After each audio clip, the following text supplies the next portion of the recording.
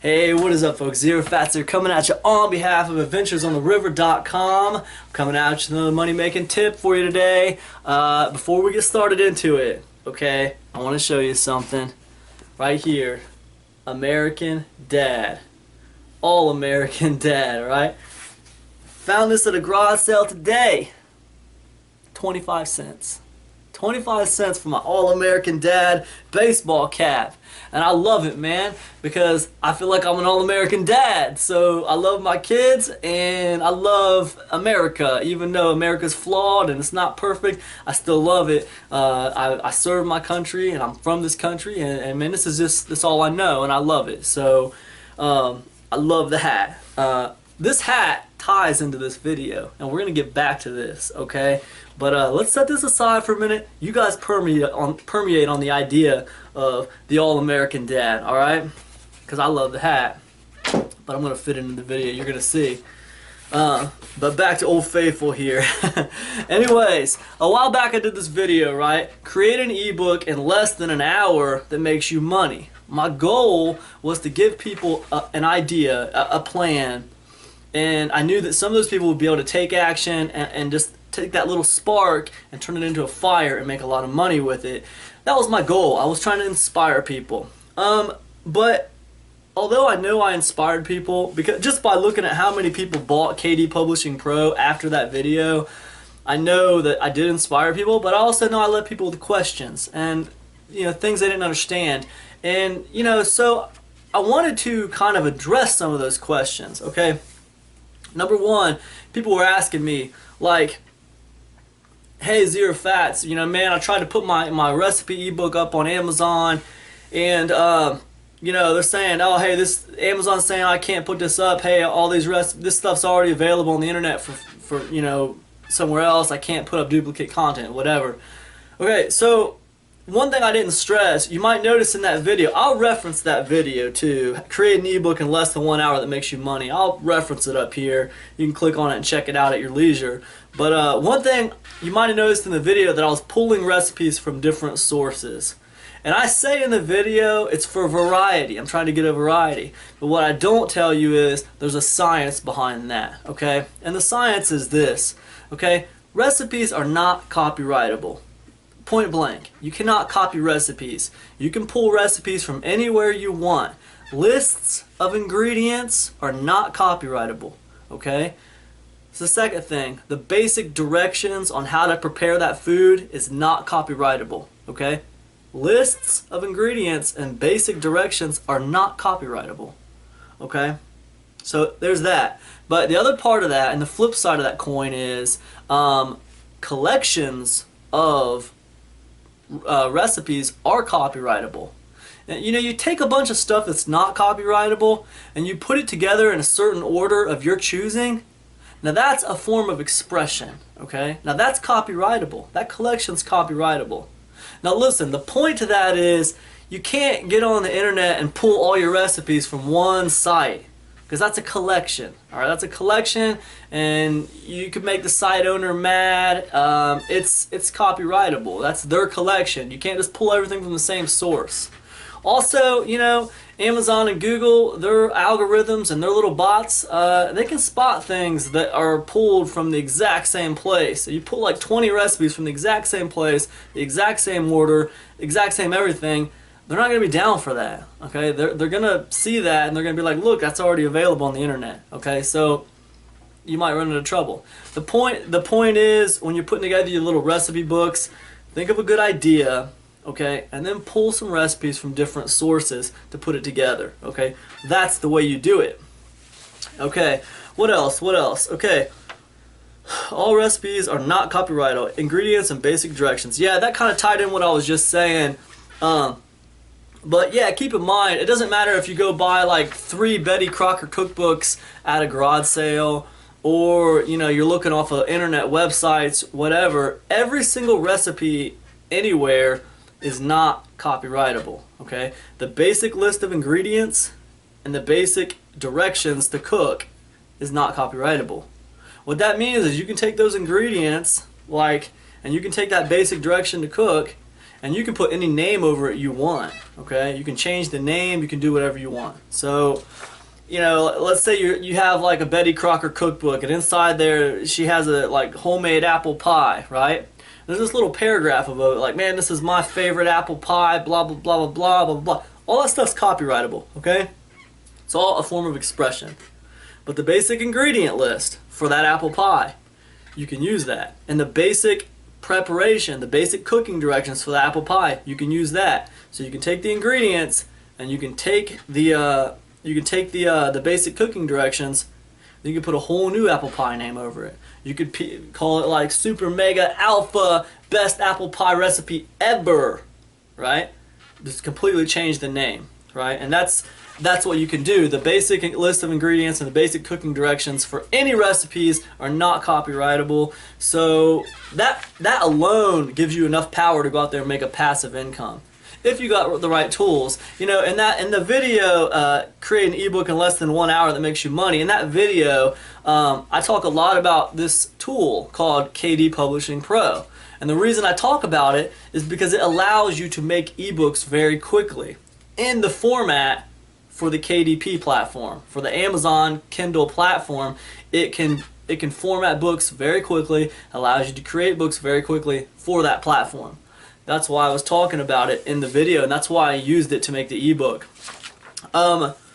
It's a really good program. I know a lot of people have bought it through my affiliate link. I'll put another affiliate link for it down here if you're interested in it. I talk about it in adventuresontheriver.com, my website. I talk about it in there. It's a really good program. One of the problems I found with KD Publishing Pro is there's a whole section of it that's dedicated to you to just be able to upload your book to Amazon right from the program itself. Well, I don't find that they update that part of their program enough because every time Amazon changes, sometimes the ability to upload the book right to the site, it kind of gets errored out and goes away. But honestly, I really don't use that aspect of the program. What I do is I create my ebook in that program. I just save it on my desktop, then I go to Amazon KDP and I just upload my book right from the website. And that works beautiful for me. My book's already formatted. I can put my tags in there. It's great. That's the way I like to do it. So I never really used KD Publishing Pro to upload my books anyway. But as far as like a tool for formatting in the Amazon format, it's great. It gets your TOC perfect. It gets your copyright page perfect. It's just exactly what I was looking for. What next? Okay, in the 1 hour video, I talk about hey, we're gonna call this 14 vegetarian recipes for when you're broke. Okay. Now look, you gotta understand, I put the video together really fast. I didn't give it any thought specifically about what kind of book I was gonna make. I just knew I wanted to do a video showing you guys how I make ebooks really quickly using the software and using this idea of, hey, recipes are not copyrightable. I knew I wanted to make that and show you guys what I was talking about. But I didn't think about the specific ebook I was going to make. So you have to understand that whole like 14 vegetarian recipes for when you're broke thing. I mean, I threw that together really quickly. I mean, just in the hour we were doing the video, I was coming up with that on the fly. Now, looking back on it, I watched the video again today, and looking back on it, I can see that, you know, I didn't drill that down enough for you guys. If I was going to make that recipe book today, and I was really going to do it to try to make a little money off of it, what I would do is, first of all, I would highlight one of my recipes in the book. Like, you know, I would highlight one of them. And, well, you know, first of all, yeah, I would highlight one of them. But before that, understand, I was just talking a few minutes ago about changing names. You notice on that video, I didn't change any of the names of any of the recipes, okay? I just left them the way they were. Dude, those recipe names were boring, okay? Man, look, if you're going to put together a little recipe book and you're not really going to promote it and you don't have a big name behind you, you're just some random person, man, change the names on the recipes. Give them cool names, something interesting, give them something provocative, some kind of really wild, strange name. The cool thing about a name is, man, you know, you can start out ahead of zero just by a good name. I mean, you ever listen to like bands and music? Sometimes you hear the name of the band before you hear the music. The one band, Vampire Weekend. You know, I think I heard this band, Vampire Weekend, man. I wanted to like that band before I even heard of them. Another band that's like that is, you know, I Love You, But I've Chosen Darkness. I heard the name before I ever heard the band. And the band is like this dark, industrial kind of metal thing. But, I heard that name, I Love You, But I've Chosen Darkness, and for some reason I just thought that was the coolest name ever, right? And I just wanted to like them. They started out ahead in my mind already. I already wanted to like the band before I even heard the music. Another one is Big Black. One of my favorite bands from the 90s was Big Black. Man, I wanted to like Big Black before I ever heard their music. I went into it liking it. So, it's the same thing with your recipe books. I don't want you to spend tons of time on those recipe books. But at the same time, there's a few little tricks you can do to really help you sell them without having to do a bunch of promotion. Now, one of those is giving your recipes cool names. Like, instead of 14 vegetarian recipes for when you're broke, I would call it like The Amazing Tiger Blood and 14 other, you know, awesome vegetarian recipes for when you're broke, right? So give it a cool name and like highlight one of the recipes. That's a great little trick to kind of catch people's eye. So that's another thing I would do. Another thing when I look back on the video, I notice, you know, it's kind of like a casualty of just like jumping right into it and not really planning it out ahead of time. But I didn't drill down enough in that example. You know, 14 vegetarian recipes for when you're broke. It's kind of a cool title, but it's not really drilled down enough. Like, if I was going to do that again, I would drill it down a little bit farther. I mean, because that recipe book can still get buried. There's a lot of vegetarian recipe books out there. There's a lot of vegetarian recipe books out there for like people on a budget, okay? So it's still not really drilled down enough. And what do I mean by that? Okay, well here's what I mean. I mean like, find like a popular appliance, like a really popular one, you know, like the George Foreman grill, or something like a popular appliance or a popular thing that has like a following, and shape the books around that, okay? That's drilling it down one step farther, okay? So now it's going to be like The Amazing Tiger Blood and 14 more awesome vegetarian recipes for your George Foreman grill, right? That's drilled down 3 times. Vegan, people on a budget, and people who have a George Foreman grill, right? You're drilling it down 3 times, okay? Now that is it's really drilled down. It's going to target a specific group of people, but you're not going to be competing with as many people on Amazon. It's more of a micro niche, and you're going to get good trickle-in sales from that. So that's another thing I didn't mention in the video. And I'll tell you something. One thing is, in September on the website, on adventuresontheriver.com, I've already decided I'm going to do another video like that. Create an ebook in less than an hour that makes you money. Part 2, the sequel.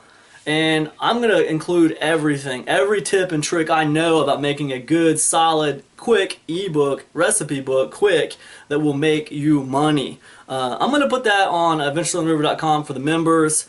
But just know in this little video right here that I'm telling you, you want to kind of drill it down a little bit. Okay, another question. Someone was like, hey, so if I buy this KD Publishing Pro and I use it and I'll make money, right? I'll just be printing off money. No. That's not how it works. You know, KD Publishing Pro is not the engine that drives the car, okay? That's like saying a hammer is going to build your house for you. That doesn't work, okay? You still gotta. It's your mind that drives the car, okay? You watched a video by me giving you this idea about recipe books. I mean, how did I figure that out, man? I did research on it and figured out that recipes are not copyrightable. They're not copyrightable. You can't copyright a recipe. Okay? KD Publishing Pro didn't do that, man. The KD Publishing Pro is just made by a couple of guys who wanted to help people make ebooks to sell on the Kindle, right? But we're taking it a step farther. We're taking that little tool and we're going to use it to churn out ebooks very quickly. And that's the whole thing about it.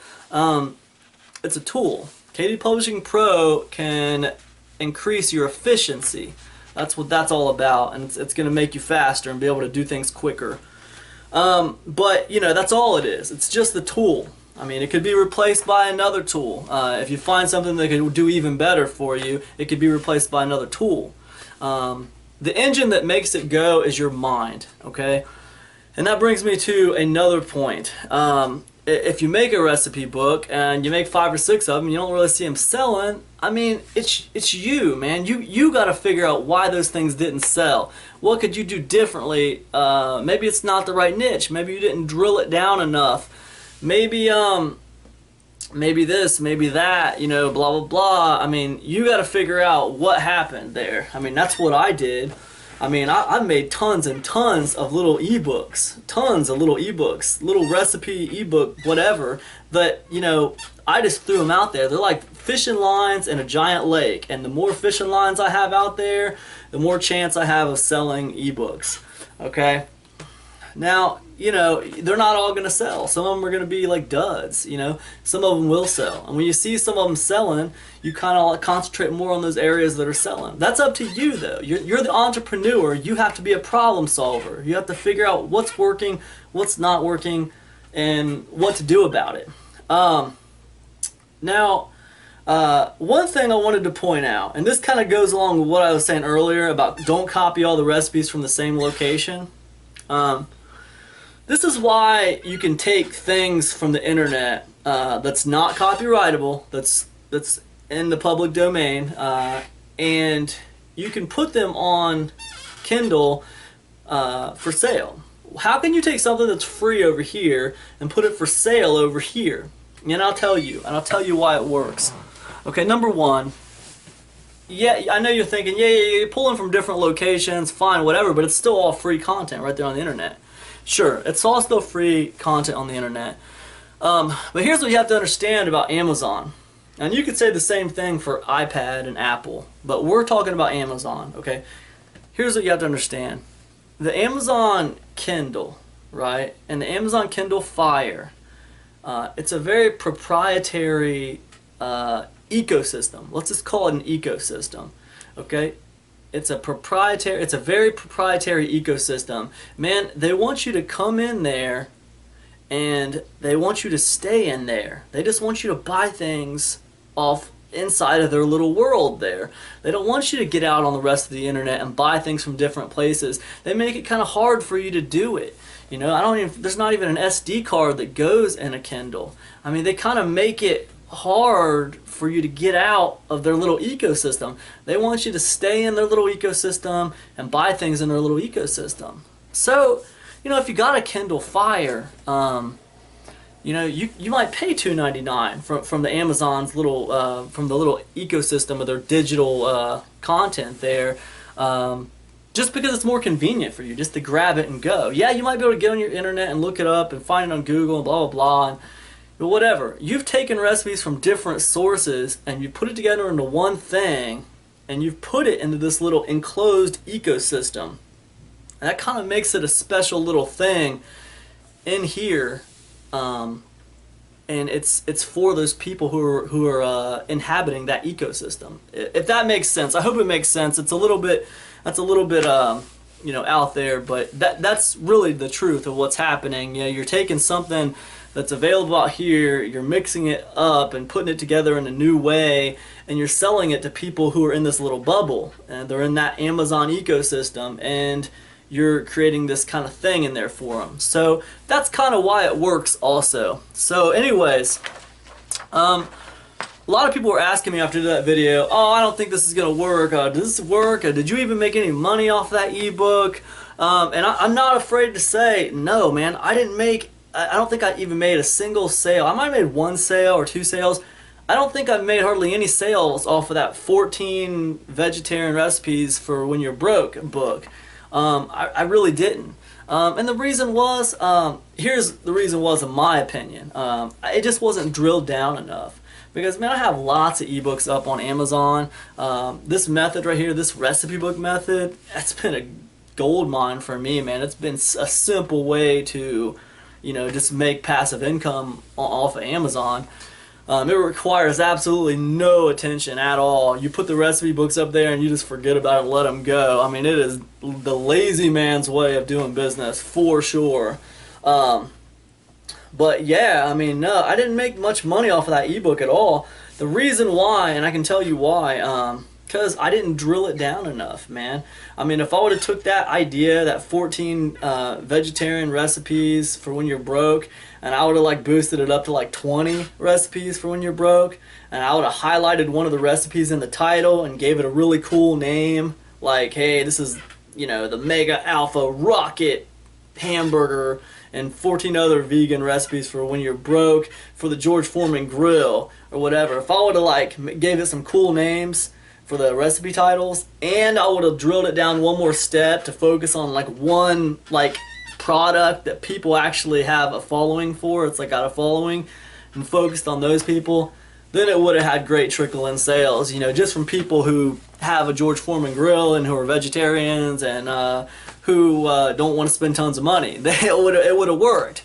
The key is really drilling it down sometimes and giving it a decent title. The title needs to be provocative a little bit, especially if you're not going to do any promotion for your book.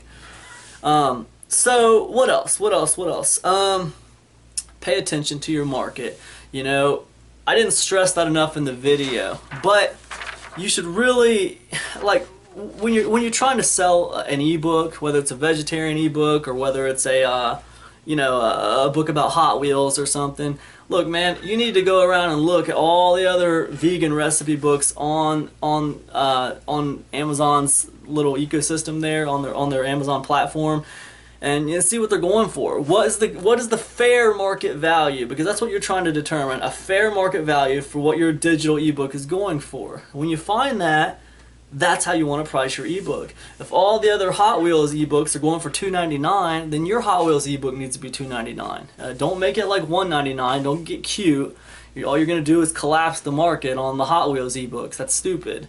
Don't make it $6.99, because then everyone's gonna be like, why is that $6.99? I mean, you might get some people who buy it, but once they figure out it's only like 30 pages and it's just like a list of blah blah blah, that they're gonna be like, oh man, I got ripped off, and they want a refund.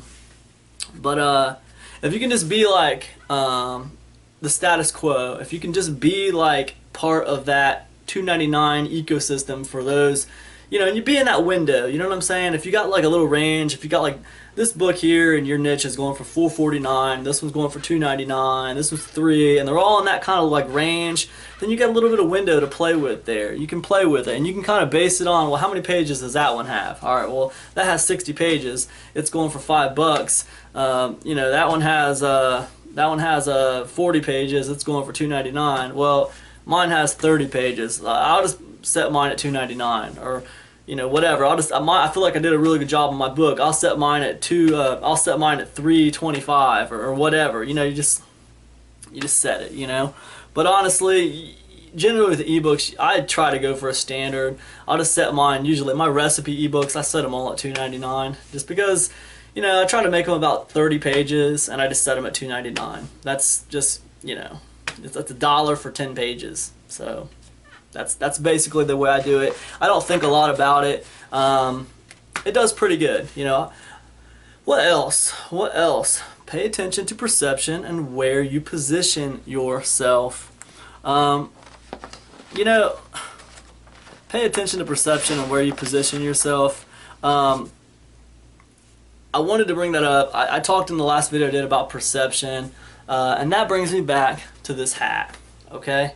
This hat says All American Dad. When I was at the garage sale today, I saw this hat and I was like, man, I related to that. I was like, man, that hat's awesome. I'm gonna get that hat. Now, what do I think of when I look at this hat, right? I think like, man, I think of a dad who loves his kids, and man, he loves America. He's happy. He's happy. He's an all-American dad. He's a happy guy. He loves his kids. He likes to hang out with his family. He's a family man.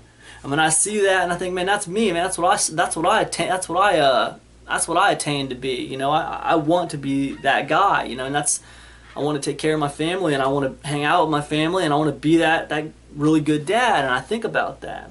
You know, well, think about a guy like that. You know, what does he like to do? You know. The first thing I look at that when I think of that is as I think of like a guy in his backyard grilling some steaks on a grill, right?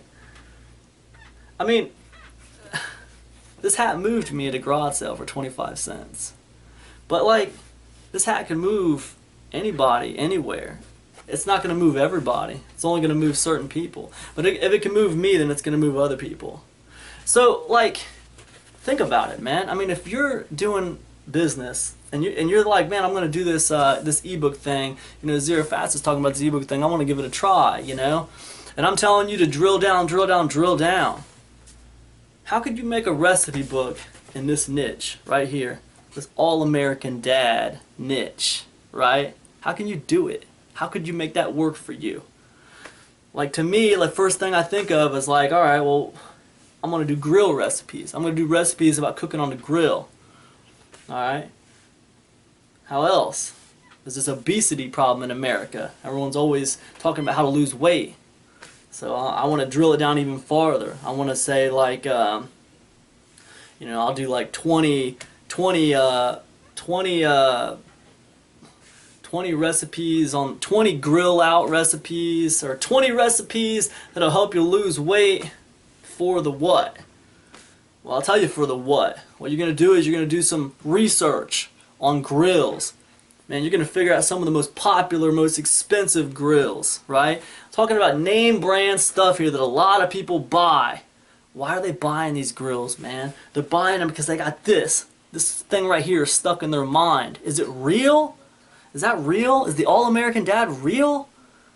I don't know, man. Probably not. We all have a perception of what that is. But it doesn't matter. The point is, there's going to be people out there buying this grill or that grill because they think that represents that. They think that represents that. So they're going to be out there, they're going to be buying it. So you're going to take that grill, right? That one grill. Now, I don't know a bunch of grills because I'm not a grill expert. I haven't done any research on it. But I'm just going to use the George Foreman grill because I know that off the top of my head. Look, 20 grill recipes for the George Foreman grill that'll make you lose weight, that'll help you lose weight or whatever. And now I got this idea, right? I got this niche. It's this kind of all-American dad niche. I'm going to be using the grill. I'm going to target an audience of a specific grill. Now it's going to be a popular grill, you guys. You got to have a market for it. You got to have people who have that grill who are looking for cool recipes. They're also trying to lose weight, or they're trying to do something else. You got to have all those things come together, and when they come together, they're going to form this micro niche. Now, that micro niche is your customer base. That's your audience. Those are the people who are going to buy off of you. So that's what I mean about pay attention to perception and where you position yourself. Always have your mind thinking outside of the box. I mean, look at this hat. I mean, I saw this at a garage sale today, and it kind of like got me to thinking about this niche, this all-American dad niche, and how you could use that to leverage it to kind of make you money. That's just one example. So anyways, hope this video has been helpful to you guys. Oh, by the way, August 2014, man, we are giving away an Amazon Fire TV on AdventuresOnTheRiver.com, as well as an Amazon Fire controller. So that's pretty cool. It's a nice little prize. We're going to give one away for all the members at AdventuresOnTheRiver.com. Check out the contest giveaway. For anybody interested in that, just go check out AdventuresOnTheRiver.com, sign up, enter the contest. It's going to be awesome. I will catch up with you guys next video. Peace.